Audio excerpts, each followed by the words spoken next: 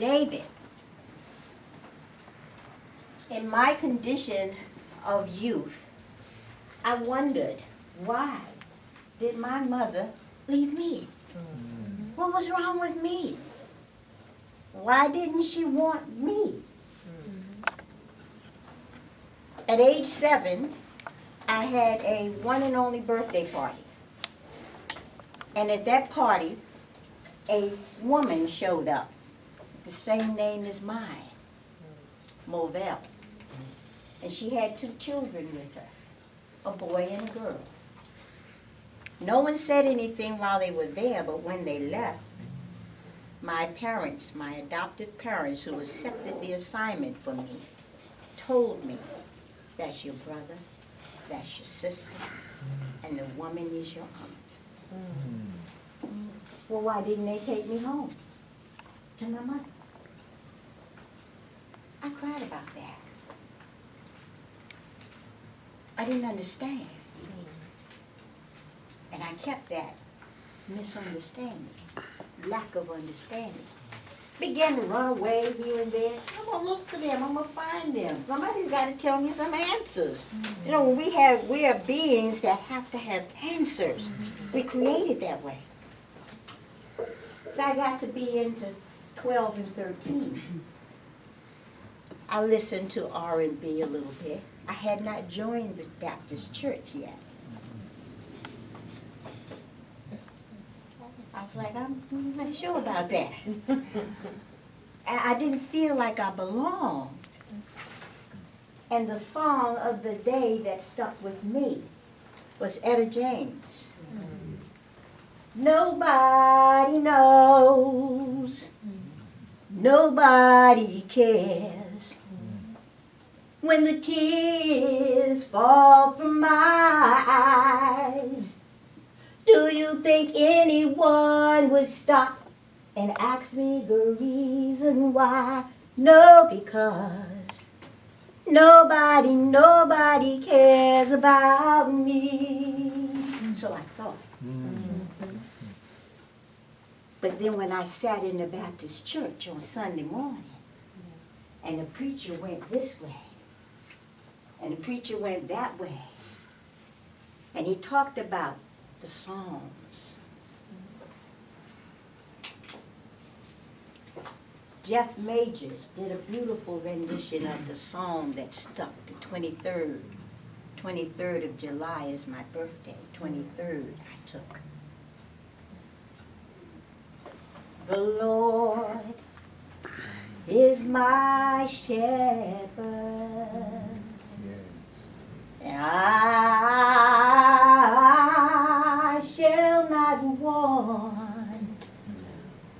He maketh me to lie down in still waters. And he goes on, and he says, yea, though I walk through the valley of the shadow of death, I shall fear no evil, for God is with me. See, we don't tend to look up the word thou to know who the thou is, or the thy is, so we don't necessarily get all of that information. But I kept that, and I kept that. So well, thank God, that when I traveled from Washington, D.C., where I'm born and reared, down south to Atlanta and Monroe, Georgia, and I see signs on the door, they say color, I didn't know that had anything to do with me. I didn't know I was colored. Colored is red, green, purple, blue.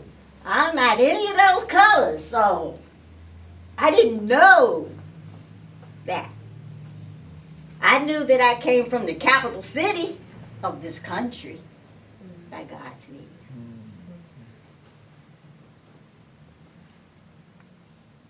So I did not know not to walk into the front door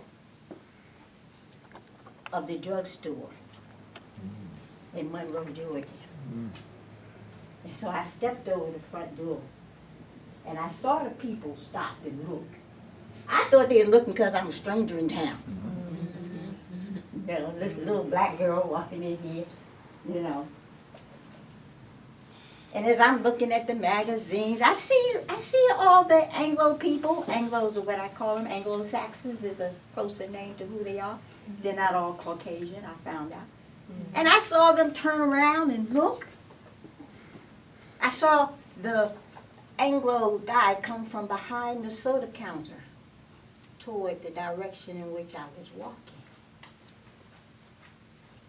As I just browsed.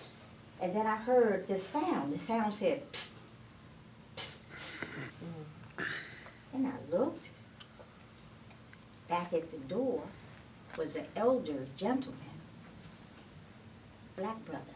And he said, psst, psst, psst, psst. He's beckoning me. And I'm like,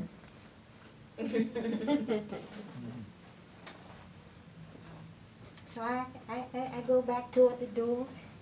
And as soon as I get close, he gently takes my hand, and he says out loud, hello, child, aren't you Mary Lou Thomas's granddaughter from Washington, D.C.? And I say, yes, sir. And he said, child, your grandmother looking for you. And he's pulling me out the door, right? Now, up here in D.C., I've been told, you don't talk to strangers, per se. But he looked like me, so it ain't too strange. He's less strange than these other people in the store. And I did notice there weren't any more me's in the store. I thought they maybe just hadn't gotten up yet. Right. Yes. I mean, I walked past all these big, fine houses, sitting back with all this land, you know what I'm saying? I didn't know. And he said, when he got me out over the threshold, he said, child, come on, your grandmother looking for you. And once we got past, he said, sweetheart, I know you come from the nation's capital, but down here, they don't care where you come from.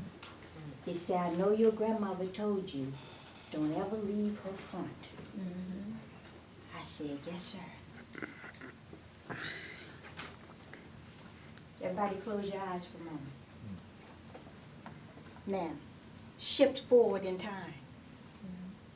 Thank you. 7 years later, at 19 years old, I'm married, I have 2 children. And my husband was raised in what was called Nation of Islam, right here in Washington, D.C.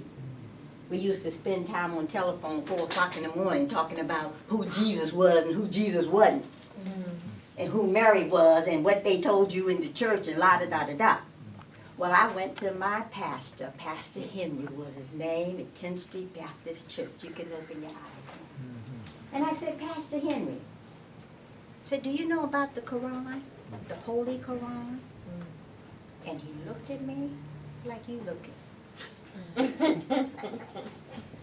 child, who you been talking to? Because by then I had joined the church. But I'm going to be honest, I joined the church at 12 and a half because I wanted to sing in the glee club, in the choir. And because I was tired of feeling left out. See, by then I had a brother. That couple could not have children when they adopted me at 2. 4 years later, God blessed them with a son, who is my dear brother today. We don't use any other attachments. He's my brother, just like my other 5 brothers that I have and 5 sisters. I was one of 11. Praise God. So when he and I talked and we finally married, I asked my pastor, and he said, yes, I'm aware of that. I said, well, I've never seen it on the pulpit. Do you teach from it? He said, no.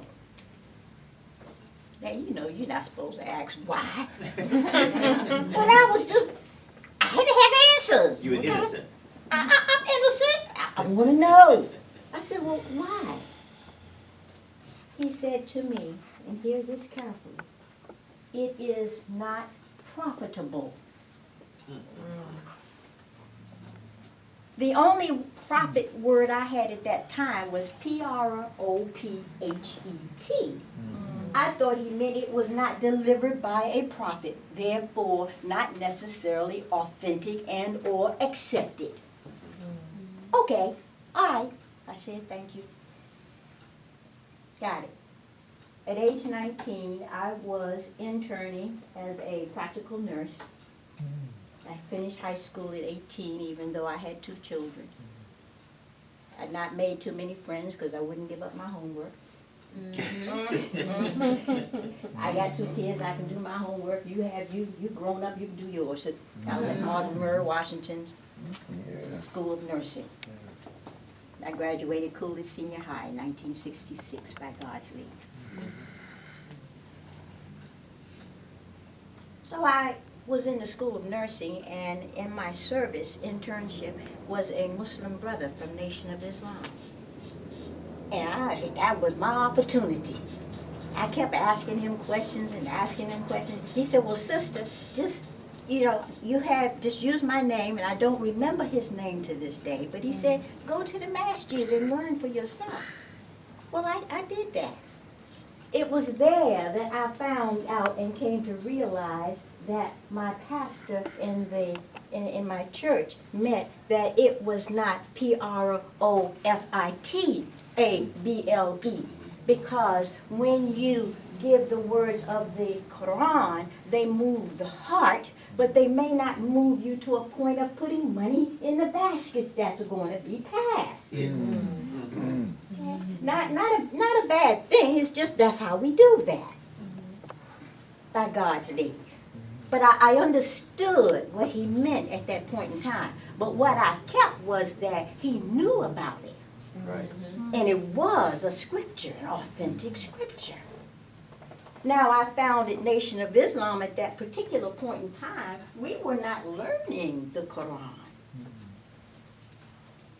We were dealing with other narrations. That's true. But they were vital by God's leave to our development at that point in time. We needed to know to stop eating the slave food so our bodies could change and become healthy.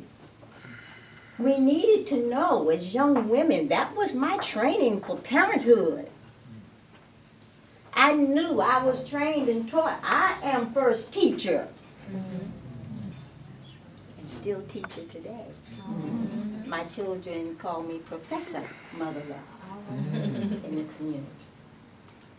Because I taught them and I teach their children now. Right? I was taught to keep my home clean. Well, it kind of came natural with nursing. But what I couldn't understand at that point in time was my dear beloved mother, bless her soul, I sang her going home service this time last year.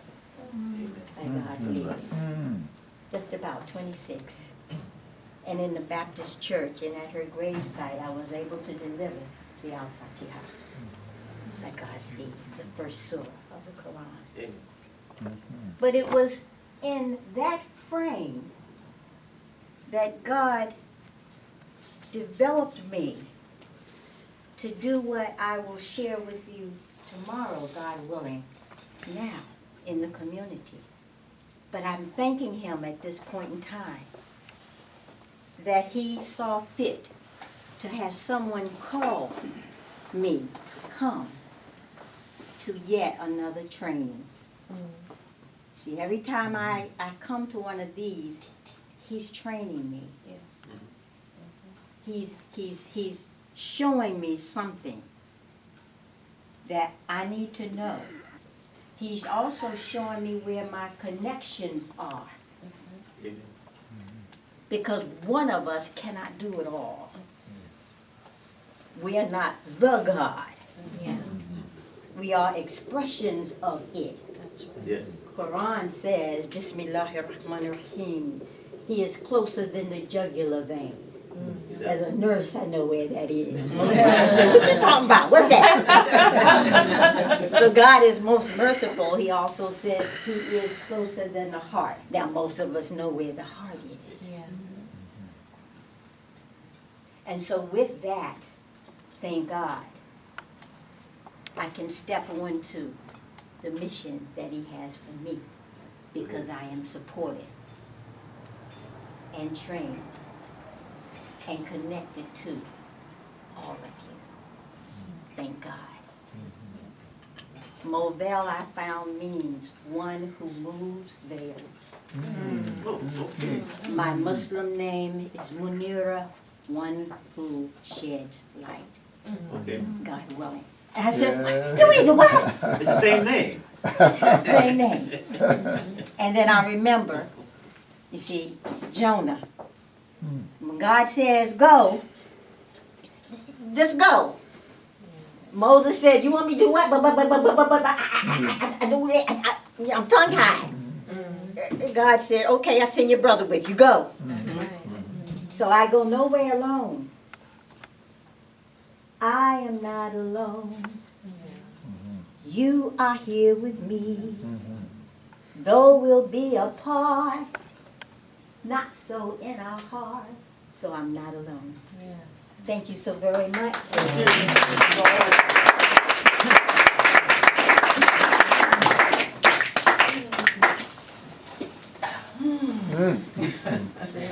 My. That just validates Yes, sir. that we're not alone.